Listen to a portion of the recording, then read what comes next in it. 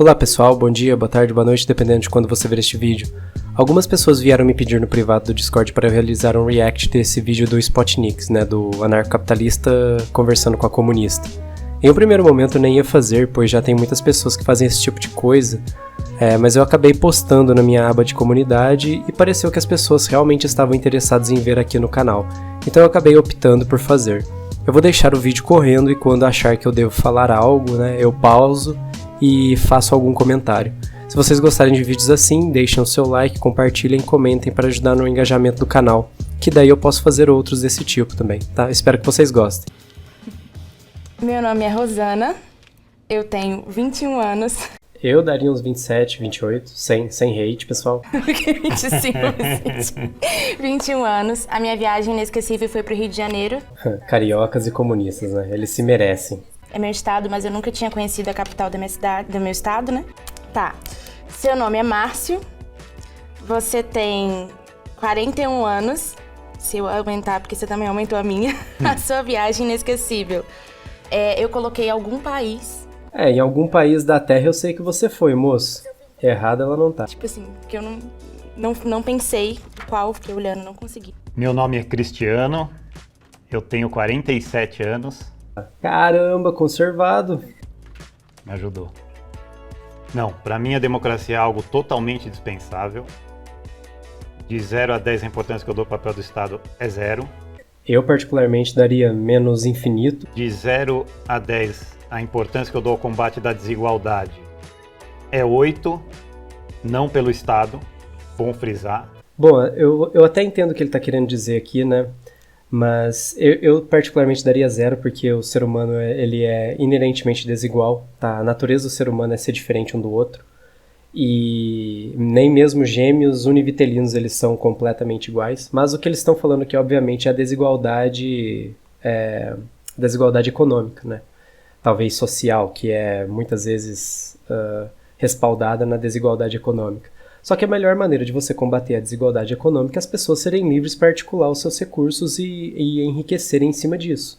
E nunca, nem mesmo de um ponto de vista utilitário, não vai ser um terceiro ente participante dessa interação entre as duas partes que querem fazer a troca voluntária, Não vai ser esse terceiro ente não justificado e não convidado a participar também dessa interação que vai promover maiores recursos pro pobre ali. E dessa última arrumação, o único que vai ganhar alguma coisa vai ser justamente o parasita, Porque o correto dele, como ele é um ente não justificado e não convidado para participar daquela interação, o certo dele ganhar daquela interação é 0, Então, mesmo que ele ganhe 0,001 centavo daquela interação, ele já está no lucro porque o correto mesmo é ele ganhar 0 daquela interação.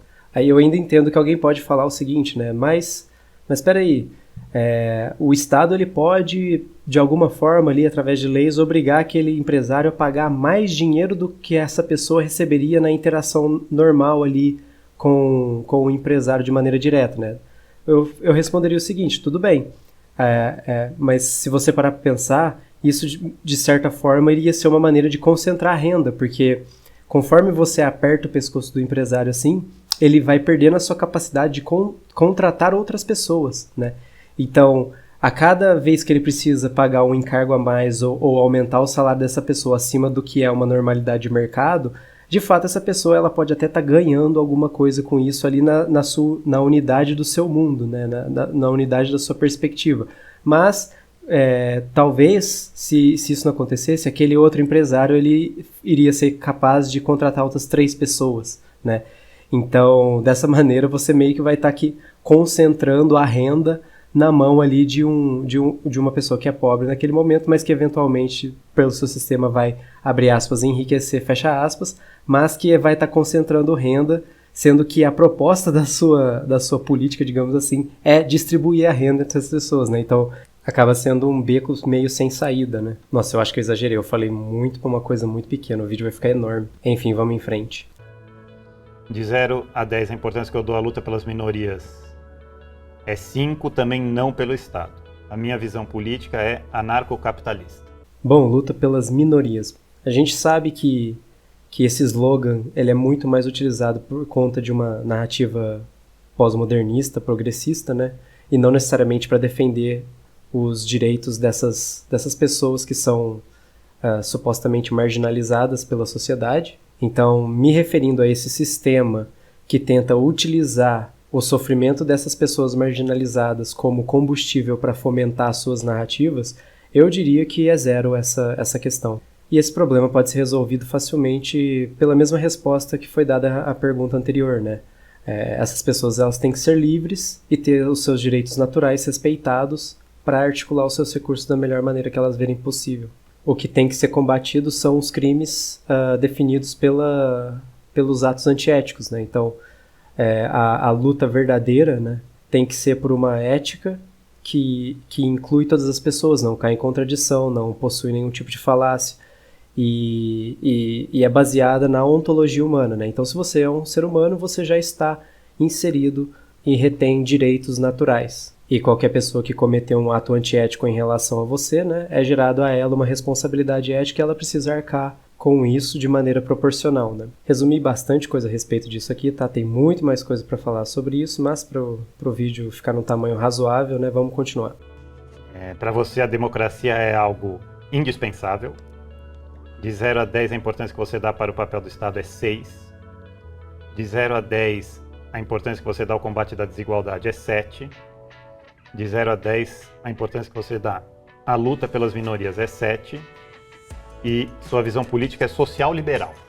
Não entendi porque ele deu 7, 6 para essas coisas, né? Eu daria 10 em tudo se eu tivesse que colocar ela dentro de algum tipo de caixinha, assim. Mas tudo bem. Para mim, a democracia é algo indispensável. De 0 a 10, a importância que eu dou pro papel do Estado é 10. De 0 a 10, a importância que eu dou pro combate à desigualdade é 10. De 0 a 10, a importância que eu dou pela luta das minorias é 10. E a minha visão política é esquerda. Eu sou da União Brasileira dos Estudantes Secundaristas, sou presidente de uma entidade que é do movimento estudantil. Partidariamente, eu sou do Partido Comunista do Brasil, sou filiada desde mais novinha. Caramba! E faço parte também da União da Juventude Socialista. Então aqui, de fato, ele falou, né, tem alguns C, né, si em algumas questões, mas eu coloquei aqui de uma forma mais ampla, assim, do nosso papel nesse momento, nessa conjuntura, do que a gente tem cobrado, assim, né, tanto da luta pelas minorias, que na verdade são maiorias, de combate à desigualdade, da importância do papel do Estado, em especial em tempos de pandemia. Então, Bom, ok, eu acho que o Estado é extremamente ineficiente e não daria as armas para combater desigualdade ou defesa de minorias na mão de Bolsonaro, nem Anaí Caprone, né? Sei lá como é que chamava a mulher do PCO, PSTU, essas coisas todas. Não daria na mão de nenhum desses interesseiros essas lutas tão importantes.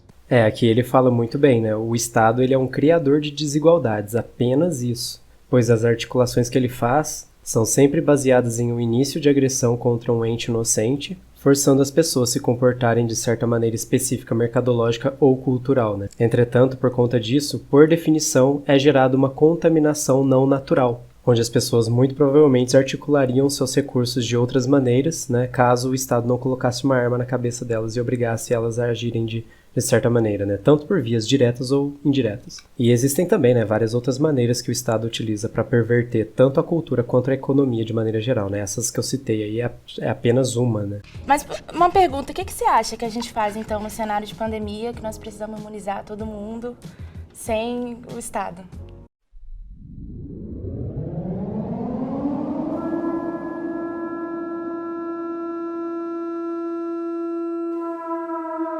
Sinto o cheiro de pandeminium. Cadê sua máscara? Tá lá em cima. Como eu já testei. Como desci e falaram que tudo tá higienizado, eu desci. Inclusive já testei positivo, já Tudo é fiquei bem. higienizado. www.hipocrisia.com.br/Enem 2021. Pera, a narrativa dos progressistas e pandeminions em geral não é que, mesmo com a vacinação, as medidas não farmacêuticas generalistas devam continuar sendo impostas? Gente, pandeminion se equipara a liberal em ser uma contradição ambulante, cara. Chega a ser impressionante. Você acha que a pandemia não existe? Acho que existe a Covid, não a pandemia. Sério? Com mais Verdade. de 200 mil mortos no Brasil? 200 mil mortos no Brasil é um número ínfimo. Nessa rapidez, Minúsculo. pela doença. Eu Não, perdi em um um avô ano. pro Covid-19. Em um ano. Aqui ele fala muito bem, né? O vírus ele existe, ele tem o seu teor de periculosidade, mas ele não é nem de próximo o que a mídia apresenta que ele é, né? Segundo o professor Ioannidis da Faculdade de Stanford, um dos epidemiologistas mais renomados que existe no mundo. Em muitos países a taxa de fatalidade chega a 0,2, em outros mais graves 0,5. Todos infinitamente distantes do estudo do Ferguson maluco, super mal feito lá, que apontava de 0,9 a 1%.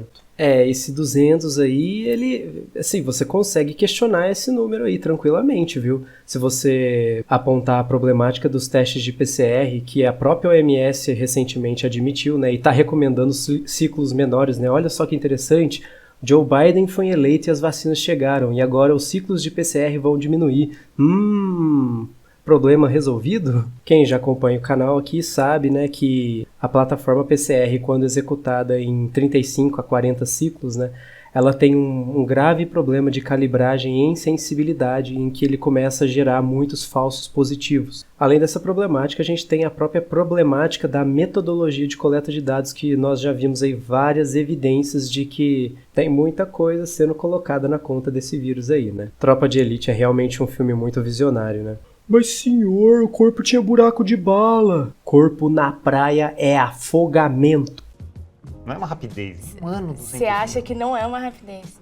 É o muito desespero lento, nos hospitais, nada disso. Quando os hospitais tiveram leitos sobrando? Nossa, essa frase dele é muito boa, cara, eu gosto. Quando o SUS não esteve em colapso, né? Essa é uma ótima pergunta. Mas a ciência prova, inclusive, que há anos a humanidade não vê uma pandemia desse tamanho. Vocês já perceberam que esse pessoal, eles nunca fazem declarações específicas, sempre declarações generalizadas? É comprovado pelos cientistas que há anos, quantos anos? 5? Eu até estaria inclinado a concordar por conta do surgimento de um vírus novo. 30 anos? 50? 100? Sempre afirmações generalistas, nunca discutindo um ponto específico. Não. Inclusive na Itália, seu lugar favorito. Não, eu fiz uma viagem para a Itália, gostei muito, mas a Itália teve 68 mil mortos. Um país de 57, quase 60 milhões de habitantes, isso é nada. E mais. Ele faz outra pontuação boa aqui, e ela pode até parecer um pouco fria, tá, pessoal? Mas levando toda essa problemática também comentada anteriormente, eu acabo concordando bastante com o que ele diz. Não se esqueçam também que o Brasil é um país de 210, 220 milhões de habitantes, né? Não consigo imaginar maiores presepadas do que as que o Estado ou os Estados nacionais fizeram durante essa questão do Covid. Provavelmente, se não fossem os Estados, a Covid jamais seria uma pandemia. Ele falou muito bem aí, né? Um dos possíveis epicentros dessa pandemia foi a China, né? E já está mais do que demonstrado empiricamente com dados que o governo do PCC lá interviu, perseguiu avidamente as pessoas que estavam tentando demonstrar para o mundo que tinha um perigo iminente sendo espalhado ali. E quem sabe, olhem só, pessoal, talvez se pegado ali bem no começo, onde os limites do espalhamento dessas doenças ainda estavam bem delimitados relativamente, é claro, nesse cenário específico, talvez lockdown, então, teria sim algum tipo de efeito positivo. Então você acha que não tem que ter vacina? Ou... Aqui ela dá uma de Cat Newman entrevistando o Jordan Peterson, né? Ela meio que coloca uma resolução na boca dele, né? Ele fala uma coisa que em momento algum aponta pra isso, e aí ela pega e fala, então você quer dizer que você é contra a vacina, né? Não, acho que sim. Eu me lembro que nos anos 90, viu que eu sou velho, né? No começo dos anos 90, começou esse negócio de vacina para gripe. Eu fui o primeiro aí. Eu tinha 3 gripes por ano. Então eu acho, tá aí uma coisa que vai tirar a minha gripe. Mas eu tomei no primeiro ano, tive 2 em vez de 3. No outro tive uma, aí, quer saber, não vou tomar vacina, nunca mais tive gripe. Então a vacina é útil para quem tem esse tipo de precaução, de preocupação. Com certeza, um senhor de idade passou por câncer, passou por um monte de problema, tem um monte de problema de saúde. Qualquer gripe, não só a Covid, vai ser perigosíssima para essa pessoa. Uau, olhem só, estamos discutindo aqui grupos específicos de variáveis específicas desses pacientes, ao invés de generalizar a população inteira como uma só. Então essa pessoa eu recomendo que tome vacina sim. É que já tem a nova teoria de que mesmo com vacina não vai poder abrir tudo, blá blá blá. Beleza. Mas sendo pragmático, se a vacina permitir a abertura total da economia, é um custo menor do que não tomar a vacina, de deixar tudo fechado. Então acho que os lockdowns foram crimes contra a humanidade, e caso eles ocorram de novo, será novo crime com mais crueldade ainda, porque a base de capital da economia já foi solapada. Então sim, a minha visão é extremamente minoritária, se você dá uma volta pela Avenida Paulista, ou mesmo nesse estúdio aqui, só tem 2 pessoas sem máscara, e 99% das pessoas usam máscara, e 99% das pessoas compraram essa histeria e esse pânico, sim, se a vacina for devolver a tranquilidade, então no fim eu vou ter que ser a favor da vacina, mesmo sabendo da brutal inutilidade dela. Eu particularmente discordo dele nessa fala da vacina. Ele estava indo bem até falar da inutilidade, né, da vacina, mas achar que tá ok inocular a população com um fármaco desenvolvido nesse período é realmente assim, algo bem, bem absurdo. Porque como eu já comentei várias vezes no canal, né, não se teve tempo hábil de se determinar com muita qualidade as características gerais da vacina, né, os seus impactos, as suas interações, os seus pontos de normalidade, os seus pontos fora da curva. Eu gosto de pensar, né, de assumir que ele está falando aí em um cenário que a vacina vai ser disponibilizada e quem quiser vai e se vacina. Agora, se ele está concordando com uma imposição no final das contas para voltar a uma normalidade com a obrigação da vacinação, aí eu sinto muito, o chefe do Instituto Hofbard nesse quesito estaria falando uma besteira. O efeito psicológico que ela vai causar vai ser maravilhoso. É difícil essa palavra, inutilidade. Eu discordo totalmente, assim, eu acho que a pesquisa e a ciência, os pesquisadores, enfim. Mas sobre essa questão do lockdown, eu também discordo pela seguinte questão, né? Eu acho que todos os problemas de desigualdade, de desemprego e tudo isso não foram causados por conta da pandemia. Eles foram agravados na pandemia, o que nós chamamos de agravamento da desigualdade social. E quando não se tem uma política pública, um plano emergencial, um projeto de combate a isso, certamente toda medida que se toma se agrava essa situação. Então eu acho que era necessário, sim. Eu penso, nunca um argumento de fato, né? Sempre opinião. A famosa filodoxia, o amor pela sua própria opinião. Colocar as pessoas seguras, né, dentro de casa. Mas aí a gente entra na problemática. Dentro de casa e as pessoas que não têm casa. Dentro de casa e as pessoas que moram em cômodo. Como vai comer e tudo mais. Isso são questionamentos, né? São questionamentos sobre um sistema que, na minha opinião, é completamente desigual. Então, eu acho que tudo o que se faz num sistema que estrutura a desigualdade, obviamente, algum ponto vai sair prejudicado. Inclusive, por isso que eu critico veemente, assim, o capitalismo. Mas eu acredito que o lockdown foi extremamente necessário porque nós conseguimos... Na verdade, a ideia era conseguir, né? Achatar a curva, era conseguir conscientizar as pessoas. Nós tivemos, inclusive, na minha opinião, uma onda muito negacionista vinda pelo presidente da República. Porque eu acho que você chamar uma pandemia desse tamanho de uma gripezinha ou incentivar as pessoas, né? Enfim, há várias outras coisas, eu acho que colocou o país também num caminho de morte, assim, de desespero. Então eu acho que o lockdown ele foi extremamente importante, mas que essas crises que ele traz consigo, né, que a pandemia traz consigo, não é necessariamente culpa da pandemia. Ela agrava porque um sistema estrutura tudo isso. Então eu concordo, inclusive, pelos problemas, né? Muita gente ficou sem trabalhar, muita gente, inclusive o número de desempregado, de subempregado, de pessoas voltando para o mapa da fome terrível. Mas que tivesse um projeto, então, para que isso não acontecesse. Na minha opinião, a ineficiência do atual governo federal. Você foi cirúrgica aí. A crise não é culpa da pandemia. A crise é culpa das medidas que os governos mundo afora tomaram. Entre elas o lockdown. Essa passagem é interessante, né? Porque eu de fato concordo com ela.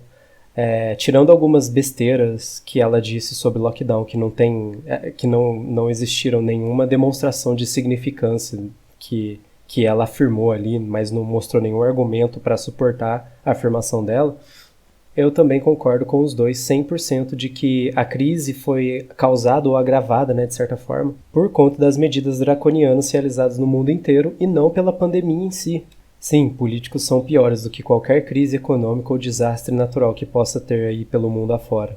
Inclusive, os documentários aqui do canal conseguem pontuar muito bem os elementos que ela discorreu aqui nessa passagem, então eu recomendo vocês verem, se não viram ainda. Ela comenta também um projeto para que isso não acontecesse, né, para que as pessoas não perdessem o emprego e não ficassem muito pobres. O que deve ser? Mais auxílio, mais impressão de dinheiro, mais concessão de crédito para banco. Enquanto isso, o pobre que só sabe usar real está tendo sua vida econômica destruída por vias diretas, porque ele não pode trabalhar, e por vias indiretas através da inflação. Ainda incluindo o fato que o Estado, né, assumiu uma série de medidas que encareceram toda a produção de produtos. Então, assim, muitas vezes parece que tem um verdadeiro conluio contra o pobre aqui no Brasil, né, pessoal? E tudo que você precisa para resolver o problema dele é liberdade econômica. Só que liberdade de verdade. De 0 a 10, essa é a importância que você dá aos direitos humanos. 10. No seu país ideal, esse é o tratamento que os opositores das suas ideias receberiam. Gulag. Eu vou ser sincero com vocês. Quando eu escutei ele dar essa resposta da Gulag a primeira vez, eu tava tomando café, eu engasguei com o meu café de tanto que eu ri. Foi muito boa. Na sua opinião, assim estaria o mundo sem nenhuma regulação estatal, injusto e desigual. É assim que eu acho que a sua filosofia política poderia ser aplicada um dia. Sobre a força da tirania. Para você, imposto não é roubo, porque traz justiça social. De 0 a 10, a importância que eu dou para o Estado, para os direitos humanos, 10. No país ideal, esse é o tratamento que os opositores das minhas ideias receberiam. Respeito. Porque, né, estamos aqui conversando. Respeito. Doutrina comunista respeitando a opinião alheia, nós temos aí alguns exemplos de canais no YouTube que são declarados comunistas, né? Em que os mesmos eles dizem com todas as letras que a opinião que não condiz com a narrativa deles tem que ser calada à base da porrada, se necessário. Então não se enganem, pessoal, com essa tática de ficar dando sorrisinho, de ter uma personalidade supostamente amigável, de ter uma voz calma ali. Como falei, polêmicas, outras partes da história, mas eu acho que é necessário respeito, né, sempre, no diálogo, inclusive. Na minha opinião, assim estaria o mundo sem nenhuma regulação estatal. Uma loucura. É assim que eu acho que a minha filosofia política poderia ser aplicada um dia. Eu acredito que, assim, né, essa democracia de agora, nós temos outros tipos de visão, então eu acho que o voto é importante, mas acho que revolução, em outros vários sentidos também, nos traria a queda de um sistema desigual. Então, né, voto na melhoria da nossa realidade, para o que se diz a democracia que chamamos de burguesa nesse momento, e revolução para o que se diz a queda de um sistema que estrutura a desigualdade. Vamos derrubar através da revolução um sistema desigual, instalando um outro sistema desigual. Muito bom. Para mim, o imposto não é roubo, porque é importante para tantas outras coisas, né? Para as políticas públicas de Estado, principalmente. E aí, eu coloquei, de 0 a 10, essa é a importância que você dá aos direitos humanos. 8. No seu país ideal, esse é o tratamento que os opositores das suas ideias receberiam. Respeito, porque, né? Respeito. Na sua opinião, assim estaria o mundo sem nenhuma regulação estatal. Top, eu botei top, uma gíria juvenil. Legal, assim. Gente, é isso. É assim que eu acho que a sua filosofia política poderia ser aplicada um dia. Eu acho que também seria através de uma revolução, assim, né? Porque, não sei, né? Acabar com tudo e tal, tipo o Estado. Não acabar com tudo, gente, mas... Pra você, o imposto é roubo porque fortalece o Estado, né? Políticas públicas do Estado. Vamos lá, de 0 a 10 a importância que eu dou para os direitos humanos é 10, implicando que os direitos humanos sejam os direitos naturais. No meu país ideal, esse é o tratamento que os opositores das minhas ideias receberiam. Direito de exercer suas ideias com seus próprios recursos. Aqui eu não entendi muito bem o que ele quis dizer com exercer suas ideias, né? Eu assumo que é simplesmente expressar as suas ideias com os seus próprios recursos, e de fato isso é possível dentro do libertarianismo. Agora, se a execução da sua ideia implica você causar danos em terceiros, vai estar sendo configurado um crime e você gera a responsabilidade ética e tem que pagar, né, proporcionalmente por isso. Tem muita gente que se opõe a esse tipo de coisa dentro do libertarianismo porque existem grupos que, de fato, nas suas fundamentações, eles preconizam apenas ódios referentes a outros grupos específicos, por exemplo. Mas se você parar para pensar de uma perspectiva puramente utilitária e estratégica, é interessantíssimo nós termos uma sociedade em que essas pessoas podem se expressar, porque dessa maneira nós conseguimos identificá-las e ostracizá-las dessa sociedade. Na minha opinião, assim estaria o mundo sem nenhuma regulação estatal. É quase top, né? Eu falei livre, rico, justo e pacífico. Top! Top! É assim que eu acho que a minha filosofia política poderia ser aplicada um dia. Com as pessoas tirando o consentimento à agressão por parte do Estado. Eu não completei aqui, mas é isso. Para mim, imposto é roubo porque é obrigatório. Se não fosse obrigatório, aí a pessoa... Eu jamais daria meu dinheiro pro nobre deputado Rodrigo Maia. Fazer o que ele quiser.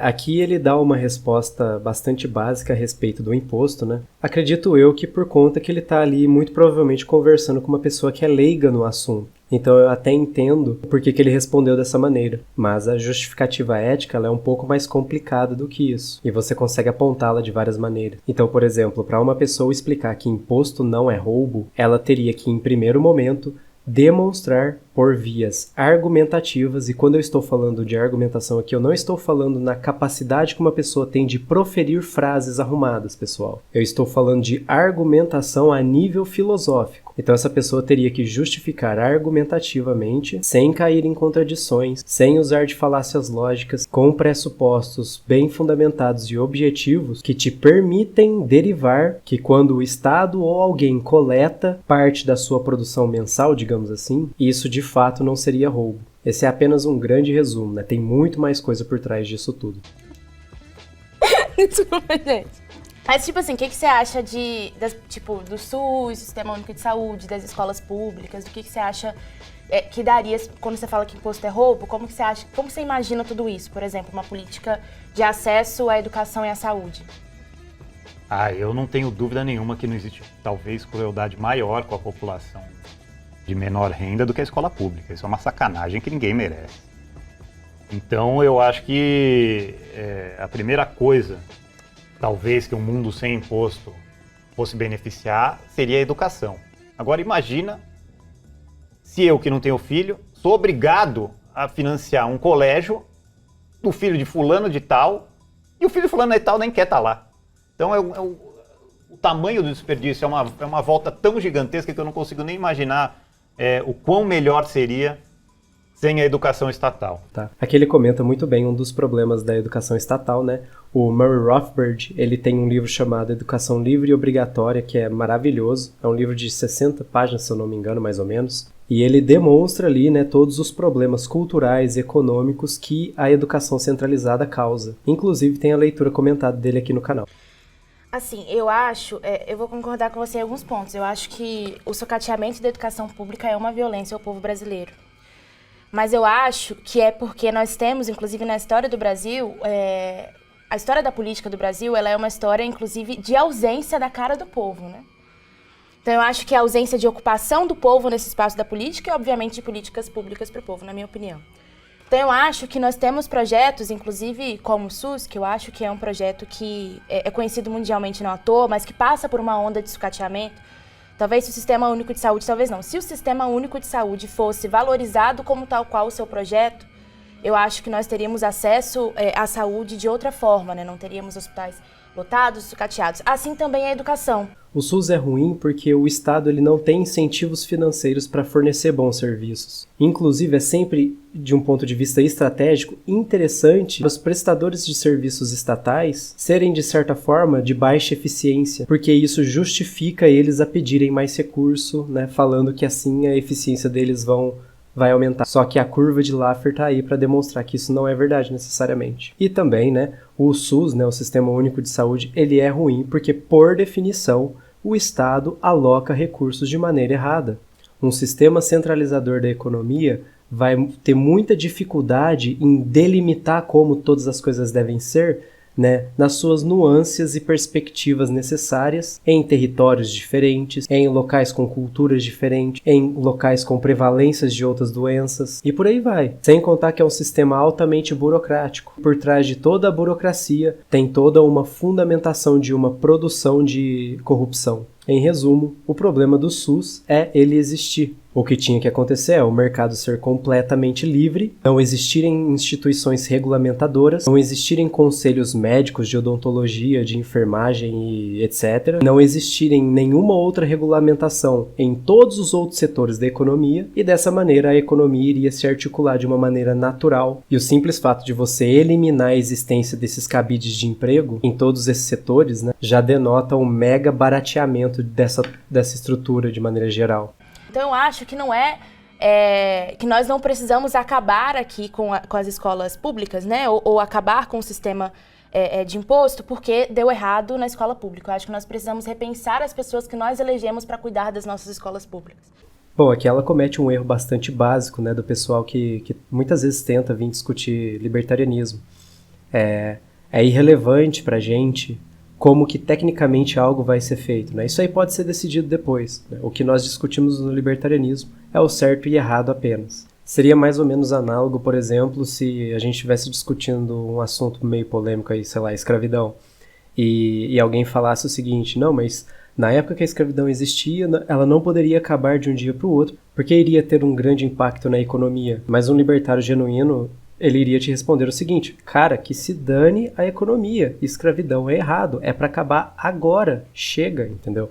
Então esse é o ponto. A sua falta de capacidade de conceber como que algo iria ser realizado tecnicamente não é um argumento que chega nem perto de arranhar, né, o estabelecimento do certo e errado pelas vias filosóficas. E conversar com esse pessoal é sempre muito complicado, porque ela já parte de um pressuposto bastante tendencioso. Ela fala como a imunização de uma sociedade vai acontecer, obviamente se referindo ao vírus atual. Só que assim, essa colocação simplista já é um grande problema, porque essa não é a única pergunta que se faz quando se vai preconizar a imunização de uma sociedade, por exemplo. Ou a implementação de um novo medicamento. Imunizar uma sociedade é bom? Sim.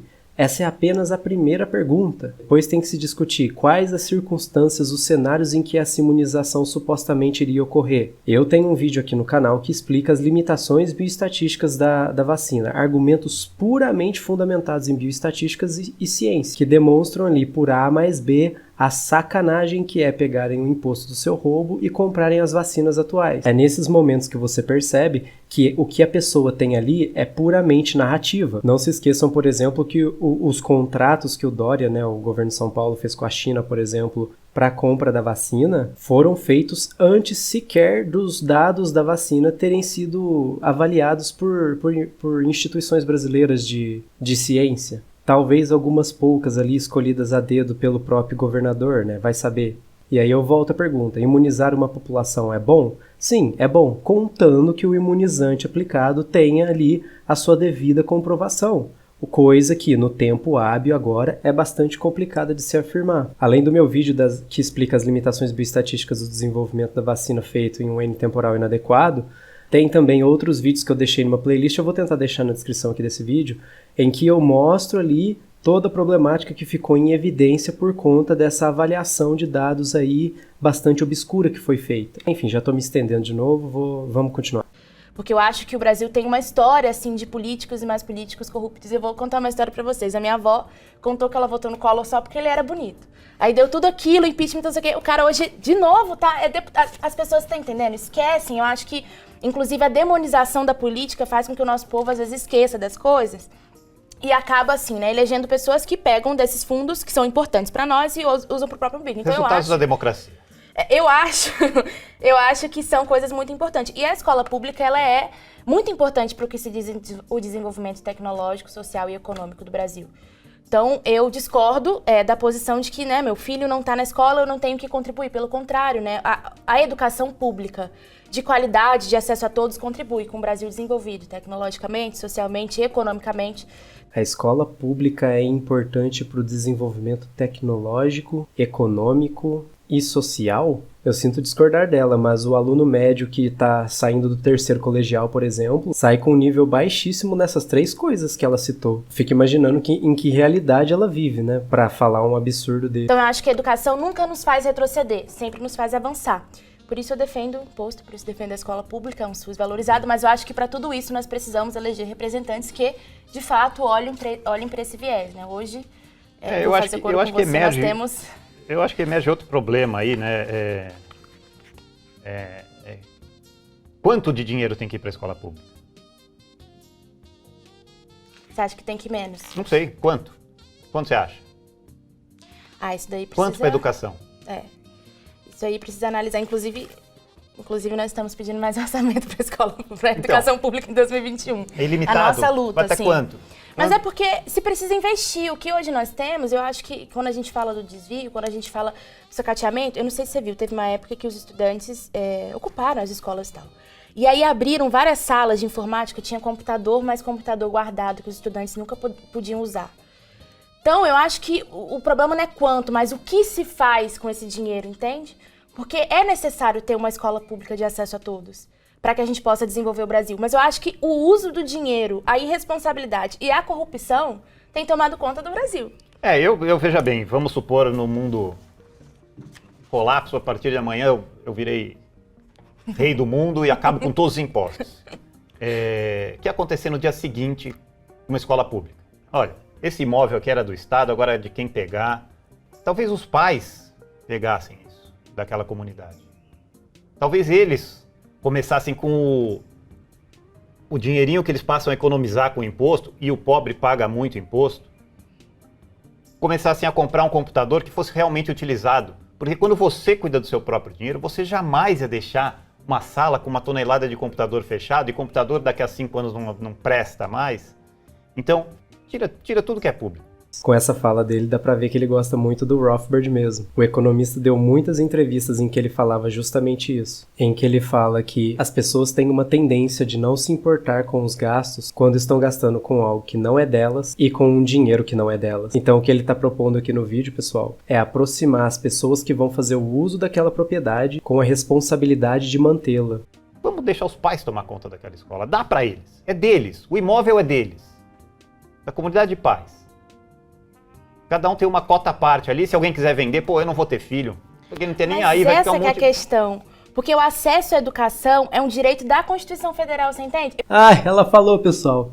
Ela falou, o direito é o que tá escrito no guardanapo sujo. O político escreveu no papel, bum, virou direito. Argumento sofisticado esse aí, vai mexendo. A lá Renan Santos do MBL, cara. Intelectuais neo-iluministas. Aposto que ela já foi pra Suécia 8 vezes, por isso que ela sabe disso aí, a gente não. Eu acho que tudo isso precisa acontecer. Entendo perfeitamente. Nós precisamos, o Estado precisa disponibilizar pro povo brasileiro. Não disponibiliza quantos bilhões? Exatamente, mas aí por isso que eu acredito na democracia pra transformação da política. Não que nós precisamos acabar com tudo e botar na responsabilidade dos pais isso. Mas os filhos não são responsabilidade de quem? Não, mas nós temos direito ao acesso à educação. Pensa, você acha que a minha mãe é empregada doméstica, tinha época que ela trabalhava em 3 casas. Imagina se minha mãe ia parar para ver um conselho de uma escola... É isso aí que ela fala, é um problema cultural atual muito grande. Inclusive presente em muitos dos pseudo-conservadores que tem aqui no Brasil, né? Em que as pessoas ficam acusando a dificuldade para justificar o negligenciar dos seus filhos, né? Eu tenho 3 empregos, por isso que eu não acompanho o desenvolvimento do meu filho na escola. Eu entendo que é difícil, eu entendo que é uma luta, mas a vida é isso aí, a vida é sofrimento e felicidades. Então o que ela fala nessa passagem não é verdade para toda a sociedade, e numa sociedade saudável, esse tipo de conclusão é extremamente mal visto. Ser pai e mãe é trabalho de 24 horas por dia, gente. Outra coisa ainda, o que ela fala remete justamente a transferir a responsabilidade de criar os seus filhos para o Estado. E aí quando de repente você percebe, né, o seu filho ele é quase um inimigo seu, vira um soldado ideológico, e você também tem muita culpa no cartório por conta disso. Porque a escola pública é outra realidade, os pais nunca Eu sei, meu pai, ele me colocou em escola particular porque ele trabalhava 24 horas. Então. Meu pai se matava de trabalhar. Então não é que ele estava ali para mim o tempo inteiro, para ver como estava a minha educação, não. Inclusive, talvez ele tenha feito isso exatamente porque ele não pudesse se dedicar tanto à minha educação. Ele falou, vou delegar a educação do meu filho a uma escola particular. O ensino, né? Quando fala, não, tem que investir em educação, eu sempre pergunto quanto? Me dá um número mágico. Quem vai pagar? Os impostos. Quem paga os impostos? Então eu vejo que o sistema de você legar à comunidade toda a estrutura educacional faria um bem muito maior. E mais, você teve filho, você é responsável pelos seus filhos até certa idade. Então, por favor, seja responsável pela educação deles, caso você ache que a educação escolar é importante. Eu discordo completamente, mas eu consegui entender melhor o seu raciocínio agora. Mas eu acho que não funcionaria uma escola de comunidade, assim. Eu tenho dúvidas de como seriam os professores, como se pagaria os professores, como se garante direito trabalhista, como se garante tudo isso, assim, são várias dúvidas, né? Isso. De novo, as dúvidas dela é apenas como seria feito, né? Não tem nenhum tipo de tentativa de refutação do sistema que ele está propondo para ela. E sim, eu não sei conceber como isso tecnicamente seria feito, então eu discordo. Mas sim, num livre mercado sem regulamentações em todo o setor econômico, uma série de serviços de ensino seriam ofertados. As pessoas iam poder escolher ali os que melhor representam a sua realidade. Qual é o problema disso no fim das contas? É que esse modelo não preconiza a presença de um terceiro não convidado ou um parasita. Mas agora eu consegui entender melhor o que você quis dizer. Bom, pessoal, eu vou parando por aqui, né?